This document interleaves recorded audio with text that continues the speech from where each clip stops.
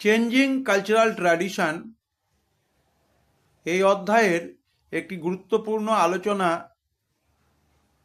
নবজাগরণ শব্দের ব্যাখ্যা। In the light off history ইতিহাসের আলোয় ইউটিউব চ্যানেলে আলোচনা করেছি। এবারে আলোচনা করব তার পরের অংশ, যে জুল মিশেলে যখন রেনেসাঁসের সংজ্ঞা দিলেন তিনি বললেন যে an ambitious Discovery of man, Discovery of the world. এর ঠিক 5 বছর পরে মানে 1855 সালে তিনি লিখলেন, অর্থাৎ 1860 সালে জেকব বুখার্ড ইতালির রেনেসাঁসের উপরে লেখা তার বিখ্যাত গ্রন্থ civilisations of the Renaissance in Italy, অর্থাৎ ইতালিতে যে নবজাগরণ হয়েছিল এবং সেই নবজাগরণ সংস্কৃতি, সেখানে এই শব্দটির প্রথম ব্যবহার করেন। তিনি রেনেসাঁসের জন্মভূমি বৈশিষ্ট্য নিয়েও অনেক কিছু আলোচনা করেছেন এবং তার মধ্যে রেনেসা, নবজাগরণ, হিউম্যানিজম বা মানবতাবাদ শব্দগুলি খুব জনপ্রিয় হয়ে উঠতে থাকে। সুতরাং আমাদের মনে রাখতে হবে যে নবজাগরণ ব্যাখ্যা করতে গেলে তার কিছু পরিপ্রেক্ষী, সেই পরিপ্রেক্ষীগুলোকে বিশেষভাবে জানা দরকার।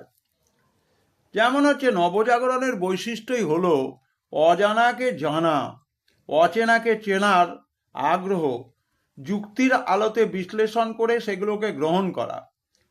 নবজাগরণে আমরা মানবতাবাদ এবং যুক্তিবাদকে দেখতে পাই, যার মধ্য দিয়ে মানবতা, মনুষ্যত্বের জয়গান সূচিত হয়। অন্ধ ধর্মবিশ্বাস, কুসংস্কারগুলি দূর হয়ে যায়।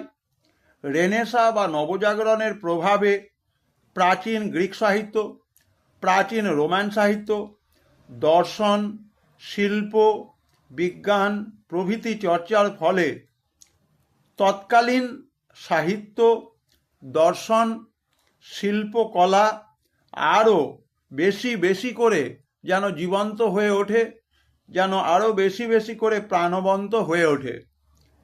ফ্লোরেন্স শহর, রোম, ভেনিস শহর হয়ে ওঠে ওই সময়কার শিল্পচর্চার প্রধান কেন্দ্র।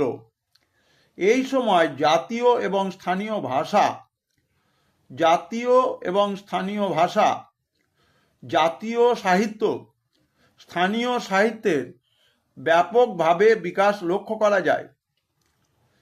16 শতকে Italy, France, Germany, England, Spain প্রভৃতি দেশে ভাষাগত ক্ষেত্রে ইতালীয় ভাষা, ফরাসি ভাষা, জার্মান ভাষা, ইংরেজি ভাষা এবং স্প্যানিশ ভাষার উদ্ভব ঘটে এবং মানুষের মধ্যে তা ব্যাপকভাবে ছড়িয়ে পড়ে।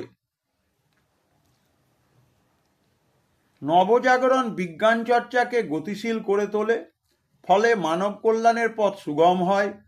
পাশাপাশি সমাজ থেকে মধ্যযুগের অন্ধবিশ্বাস, কুসংস্কার দূরে চলে যায়। অর্থাৎ আমরা বলতে পারি যে সামগ্রিকভাবে সমাজ ব্যবস্থায় আধুনিকতার সূচনা হয়, অর্থাৎ মডার্নিজম ইন সোসাইটি, এটা কিন্তু নবজাগরণের একটা বড় দিক। সুতরাং যারা একাদশ শ্রেণীতে দ্বিতীয় সেমিস্টারে পরীক্ষা দেবে, তোমাদের নবজাগরণের উপরে প্রশ্ন থাকবেই। বেশিরভাগ বিদ্যালয় তারা নবজাগরণের উপরে স্যার ম্যাডামরা প্রশ্ন রাখেন। সুতরাং এই ভিডিওটি শেষ পর্যন্ত দেখবে, শেষ পর্যন্ত মন দিয়ে শুনবে এবং তোমাদের যে সমস্ত গ্রন্থ ব্যবহার করো তার বাইরে দেখবে in the light off history ইতিহাসের আলো ইউটিউব চ্যানেলে অনেক বেশি তথ্য রয়েছে। সহজ সরল ভাষায় ইতিহাসকে ব্যাখ্যা করা হয়েছে, বিশ্লেষণ করা হয়েছে। অবশ্যই তোমরা এই চ্যানেলটিকে সাবস্ক্রাইব করবে।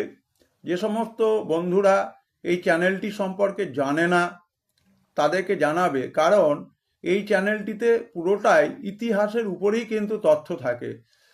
কোনো ধরনের ইতিহাসের বাইরে কিন্তু তথ্য নেই। কোনো এশিয়ার দেশ ভ্রমণের সময় সেখানকার ইতিহাসের প্রেক্ষাপটকেই তুলে ধরা হয়। সুতরাং এই অধ্যায়ে যদি কোনো ট্র্যাভেল সংক্রান্ত ইতিহাস পাও, দেখবে সেখানে কিন্তু ইতিহাসের কথা আছে। সুতরাং তোমরা অবশ্যই এই চ্যানেলটিকে সাবস্ক্রাইব করবে, বন্ধুদের কাছে শেয়ার করবে। তোমরা যেভাবে প্রথম থেকে এই চ্যানেলকে সাহায্য করেছো, আজও করে চলেছো, আগামী দিনেও করবে, এই আশা রাখি। সবাই ভালো থাকবে, সবাই সুস্থ থাকবে।